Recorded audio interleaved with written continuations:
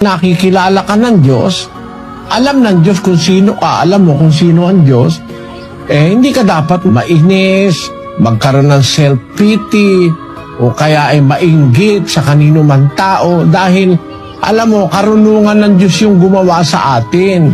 Kaya merong nilikhang maliit, may nilikhang mataas, merong payat, merong mataba, merong maitim, merong maputi, merong dilaw, merong pula. Hindi niya pinagpare-pareho kasi karunungan ng Diyos yun. Pero alam mo, kahit nasabihin pampangit ang isang tao sa mukha, ang tinitignan natin yung kanyang puso. Ano ba siya?